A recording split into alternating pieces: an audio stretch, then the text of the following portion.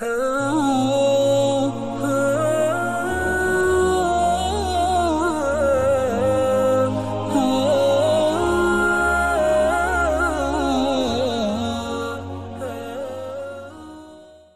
عیسائی بادشاہ، یہ بھی عیسائی تھا اور عیسائیوں کا بادشاہ تھا۔ بادشاہ جب کہیں مذہبی حکومت ہوتی ہے تو بادشاہ اپنے دین پر اور زیادہ مضبوط ہوتا ہے، کیونکہ اس کو پتا ہوتا ہے اگر میں اپنے دین سے ہٹا تو میری پوری عوام باغی ہو جائے گی۔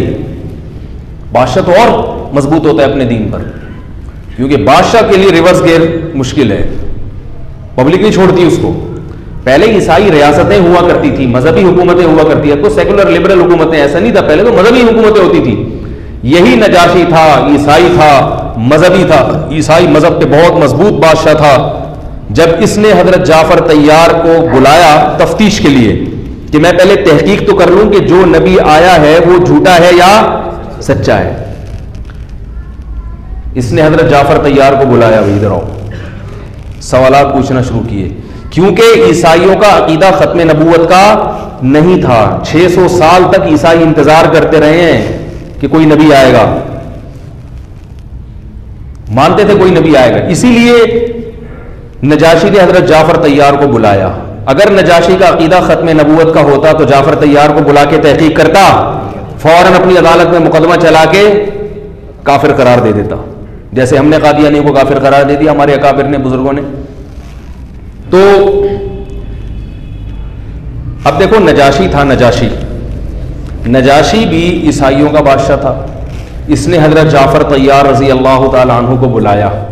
ختم نبوت کا عقیدہ نہیں تھا تبھی تو بلایا نا تفتیش کے لیے، جبکہ ہمارے علماء نے لکھا ہے، ائمہ کرام نے، فقہاء نے، کہ اگر کسی شخص نے نبوت کا دعویٰ کیا اور کوئی شخص اس کے پاس تفتیش کے لیے پہنچا کہ یہ دعوے میں سچا ہے یا جھوٹا، اسی وقت اسلام سے خارج ہو جائے گا، کیونکہ اب اللہ تعالیٰ نے نبوت کا سلسلہ محمد صلی اللہ علیہ وسلم پہ ختم کر دیا۔ کیونکہ تفتیش کے لیے جانا اس کی علامت ہے کہ آپ کو محمد صلی اللہ علیہ وسلم کو سفیر بھی مان رہے ہو، اللہ کا رسول بھی مان رہے ہو، لیکن ان کی بات پر آپ کو یقین نہیں ہے۔ تو یہ نعمت اور یہ فضیلت، یہ اعزاز صرف اور صرف محمد صلی اللہ علیہ وسلم کو حاصل ہے۔ آپ صلی اللہ علیہ وسلم نے فرمایا اللہ نے مجھے پچھلے پیغمبروں پر 7 چیزوں میں فضیلت دی ہے، 7 چیزوں میں، وہ 7 چیزیں کبھی بیان میں بتاؤں گا میں، لیکن ان میں سے ایک چیز کیا ہے؟ انا خاتم النبی ولا نبی بعدی، مہر لگا دی بس۔ حتیٰ کہ فرمایا لو کان موسیٰ حیا لما وسعنی الا اتباع، لما وسعہ الا اتباعی، کہ اگر موسیٰ علیہ السلام بھی زندہ ہو کر آ جائیں تو میری اتباع کیے بغیر موسیٰ کلیم اللہ کی نجات بھی نہیں ہوگی۔ موسیٰ علیہ السلام جو کوہ طور پر اللہ سے ہم کلام ہوتے تھے نا، جب آئیں گے تو وہ یہ دیکھیں گے کہ رسول اللہ صلی اللہ علیہ وسلم کی کیا شریعت ہے۔ قرب قیامت میں جب حضرت عیسیٰ علیہ السلام نازل ہوں گے تو وہ نبی تو ہوں گے مگر نبوت کے طور پہ نازل نہیں ہوں گے، سمجھ رہے ہو بات کو؟ وہ بطور نبی نازل نہیں ہوں گے، بلکہ کیا نازل ہوں گے، کس طور پہ نازل ہوں گے؟ وہ بطور کمانڈر، بطور مجاہد، لڑائی کے لیے، جہاد کے لیے، پھر پوری دنیا میں کیا کریں گے؟ جہاد کریں گے۔ تو نجاشی جو تھا، نجاشی نے حضرت جعفر طیار کو بلایا، دیکھوں تفتیش تو کروں کہ ان کی قوم نے ان کو نکالا ہے اور یہ ہمارے پاس پناہ لے کے آئے ہیں، تو میں تفتیش تو کروں کہ میں جن لوگوں کو پناہ دے رہا ہوں وہ اپنے قوم کے باغی ہیں، اپنے باپ دادا کے دین کو چھوڑ کر بھاگے ہوئے ہیں، تو میں ان کو لٹکا دوں گا، ماروں گا، ان کو واپس کر دوں گا، اور اگر یہ حق پر ہیں، جس نبی کی نبوت پر ایمان لا رہے ہیں وہ سچا ہے، تو پھر میں اس کی مخالفت، کیونکہ نبی کس کا سفیر ہوتا ہے؟ اللہ کا۔ نجاشی عقل مند تھا، وہ سمجھ گیا کہ ابھی دعویٰ کیا ہے کہ محمد صلی اللہ علیہ وسلم اللہ کے سفیر ہیں، تمام کاموں سے زیادہ اہم یہ کام اب آ گیا ہے۔ نجاشی اس وقت عیسائی مذہب پہ، برحق مذہب پہ تھا، اس وقت عیسائی مذہب برحق تھا، تو نجاشی کس پر تھا؟ اس وقت ہدایت پر تھا، وہ بھی اللہ کے لیے تھا۔ اب مسئلہ کیا ہو رہا ہے کہ اللہ کیا کہہ رہا ہے کہ جب نبوت کا دعویٰ ہے تو کیا کرو؟ تفتیش کرو۔ اس کے پاس تفتیش کا جو ذریعہ تھا وہ جعفر طیار ہی تھے، حضرت جعفر طیار جو نبی کے چچا زاد بھائی تھے، اور کتنا عقل مند تھا، اس کو پتا تھا کہ جعفر طیار یہ وہ شخص ہیں جنہوں نے قربانی دی ہے اور ان کو جلا وطن کر دیا گیا، یہ صحیح بتائیں گے، یہ قربانی دے کر آئے ہیں۔ اگر ایسے شخص ہوتے ہیں نا کہ جو نبی کے دین کو قبول کر لیا اور ان کو بنگلہ بنا کے دے دیا گیا، تو اس کا مطلب پھر یہ علامت ہوتی کہ جس نبی کی طرف بلا رہے ہیں وہ سچا نبی نہیں ہے، یہ تو پیسے دے کے لوگوں کو بلا رہے ہیں۔ وہ پتا تھا کہ یہ ان کا اخلاص ہے کہ انہوں نے جس کو نبی قرار دیا تو واقعی دل سے قرار دیا ہے، ورنہ یہ اس کے لیے اتنی قربانی دینے کے لیے تیار، بولو بھائی، نہیں ہوتے، تیار نہیں ہوتے۔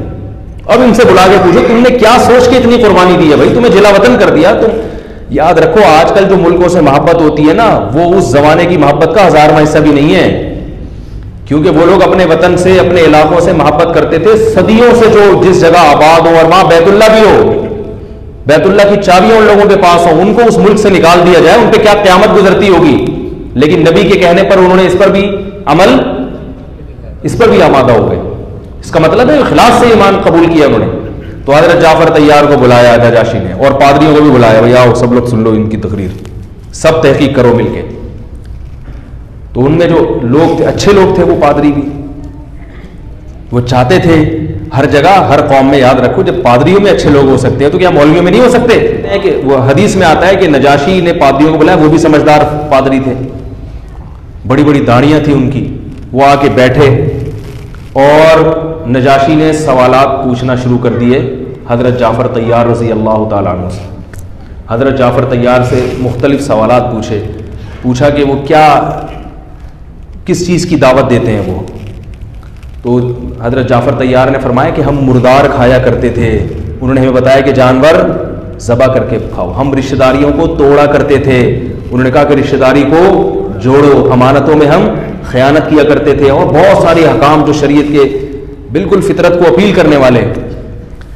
نجاشی نے پوچھا کہ اچھا یہ بتاؤ کہ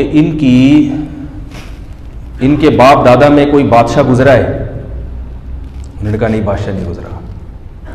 نجاشی نے کہا اگر کوئی بادشاہ گزرا ہوتا نا تو میرے ذہن میں آتا کہ بیٹے کو بھی شوق کیا ہو رہا ہے، سرداری کا۔ بادشاہوں کے بیٹوں کو سردار بننے کا شوق ہوتا ہے، کوئی نہیں گزرا۔ کہا یہ کس قبیلے کے ہیں؟ نجاشی نے پوچھا کہ ان کا خاندان کیسا ہے، کس خاندان میں؟ انہوں نے بتایا کہ سب سے بہترین خاندان جو قریش اور اس میں بنو ہاشم، اس میں پیدا ہوئے۔ تو نجاشی ان سب چیزوں کو نوٹ کر رہا تھا کہ وہ کہا کہ نبی کبھی کسی کمتر خاندان میں نہیں آتے، ہمیشہ سلیکٹڈ خاندان ہوتے ہیں۔ سلیکٹڈ قوم تھی عرب جس میں اللہ نے نبی کو بھیجا۔ نجاشی کے سامنے کیا کہا کہ اچھے خاندان میں۔ تو نجاشی بالآخر، اور پھر نجاشی نے کہا اچھا وہ جو کلام ان پر نازل ہوا تھا تمہارے نبی پر، جو کہتے ہیں جو اللہ کا کلام ہے، ذرا اس میں سے کچھ حصہ تلاوت کر کے بتاؤ۔ حضرت جعفر طیار نے بڑی حکمت سے سورہ مریم کا انتخاب کیا۔ تو جعفر طیار نے سورہ مریم کی تلاوت شروع کر دی۔ کاف ہا یا عین صاد ذکر رحمت ربک عبدہ زکریا، یہ تیرے رب کی اس رحمت کا تذکرہ ہے جو رحمت زکریا پر ہوئی۔ نجاشی تو زکریا علیہ السلام کو بہت جانتا تھا اچھی طرح سے، عیسائی تو سب جانتے ہیں۔ اذ نادى ربه نداء خفیا، جب چپکے سے انہوں نے اپنے رب کو پکارا، رب انی وهن العظم منی واشتعل الراس شیبا ولم اکن بدعائک رب شقیا۔ ایسے خوبصورت لڑیاں ہیں یہ موتیوں کی، ایسا اس کلام میں اگر عربی آپ کو آتی ہو نا پھر مزہ آئے گا۔ تو ایسی خوبصورت لڑیاں ہیں۔ اللہ فرماتے ہیں چپکے سے اپنے رب کو پکار رہے۔ چپکے سے کیوں؟ اس لیے کہ سب کے سامنے پکارتے تو لوگ کیا کہتے؟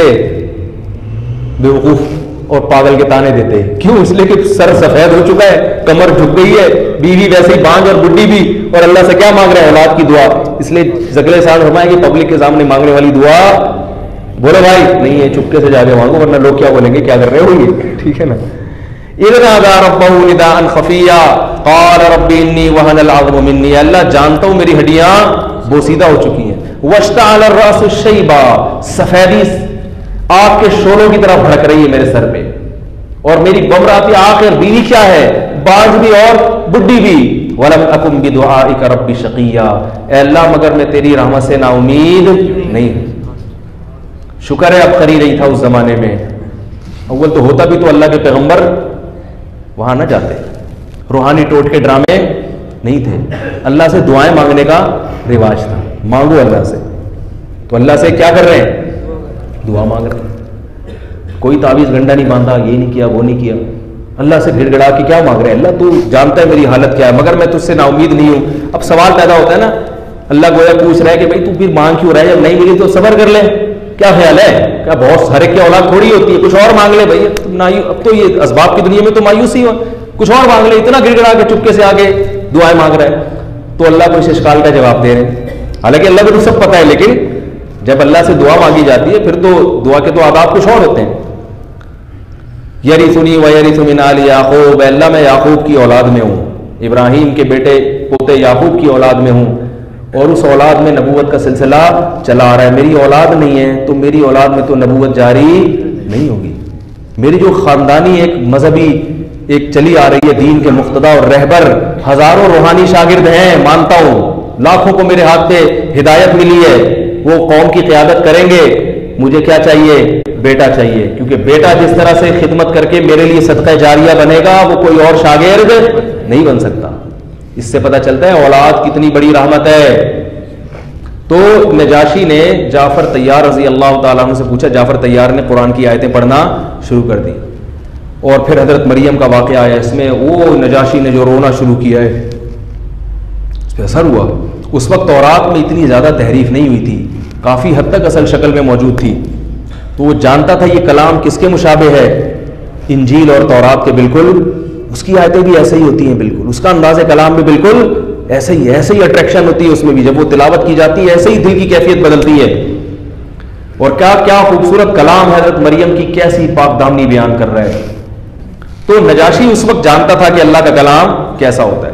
رویا، روایات میں آتا ہے روتے روتے داڑھی تر ہو گئی، اور جتنے پادری اس کے ساتھ بیٹھے ہوئے تھے سب کی داڑیاں روتے روتے تر ہو گئی، اتنا روئے. اور کہنے لگا اللہ کی قسم، یہ عیسیٰ ابن مریم علیہ السلام کو جو جس طاقچے سے جو چراغ نکلا تھا نا، یہ چراغ بھی اسی طاقچے کا ہے، یہ بھی وہی ہے بالکل. اور وہ آپ صلی اللہ علیہ وسلم کی نبوت پر فوراً ایمان لے آیا، اور نجاشی کے علاوہ بھی لوگ ایمان لائے. قرآن کی آیتیں ایسے لوگوں کے بارے میں نازل ہوئیں. وَإِذَا سَمِعُوا مَا أُنزِلَ إِلَى الرَّسُولِ تَرَىٰ أَعْيُنَهُمْ تَفِيضُ مِنَ الدَّمْعِ. فرمائے ان عیسائیوں میں، عیسیٰ ابن مریم کے فالوورز میں، ان کو ماننے والوں میں ایسے لوگ بھی ہیں، ایسے اچھے لوگ بھی ہیں کہ جب اللہ کا کلام ان پر پڑھا جاتا ہے تَرَىٰ أَعْيُنَهُمْ تَفِيضُ مِنَ الدَّمْعِ، کہ تم دیکھو گے کہ ان کی آنکھیں آنسوؤں سے بہتی چلی جا رہی ہیں. دیکھو کیا عجیب مبالغہ ہے. اللہ نہیں فرمایا کہ آنکھوں سے آنسو بہ رہے ہیں، آنسوؤں میں آنکھیں بہ رہی ہیں. نہیں یاری بات. ایک ہوتا ہے آنکھوں سے آنسو جاری ہونا، ایک ان آنسوؤں میں آنکھوں کا بہ جانا. یعنی یہ بلاغت ہے قرآن کی کہ اتنا روتے ہیں، اتنا روتے ہیں. کیونکہ ایسا اس لیے اتنا روتے ہیں کہ جیسے کوئی حق کی تلاش میں حیران سرگردان پھر رہا ہو اپنی کسی محبوب ترین چیز کی تلاش میں، اور اچانک اس کو وہ محبوب چیز سامنے مل جائے تو خوشی میں کتنا روئے گا. فرمائی ان عیسائیوں میں ایسے لوگ بھی ہیں جو حق کی تلاش میں ایسے بھاگتے ہیں کہ جیسے ماں اپنے بچے کے لیے تڑپتی ہے، اور جب ان کو حق مل جاتا ہے کہ یہ وہی مذہب ہے، وہی محمد صلی اللہ علیہ وسلم جس کی عیسیٰ ابن مریم نے گواہی دی تھی، اور ان کی تعلیمات میں اور عیسیٰ ابن مریم کی تعلیمات میں کوئی فرق نہیں ہے، ایک ہی تعلیمات ہیں. تو اللہ فرماتے ہیں کہ تفیض اعینہم من الدمع، ترى اعینہم تفیض من الدم، تم دیکھو گے کہ ان کی آنکھیں آنسوؤں میں بہتی چلی جا رہی ہیں. مما عرفوا من الحق، اس لیے کہ حق کو پہچان لیتے ہیں جس حق کی ان کو تلاش تھی. یقولون ربنا، اور فوراً دعا کرتے ہیں ہمارے رب، آمنا بما انزلتا، جو تو نے کلام نازل کیا ہم اس پر ایمان لائے.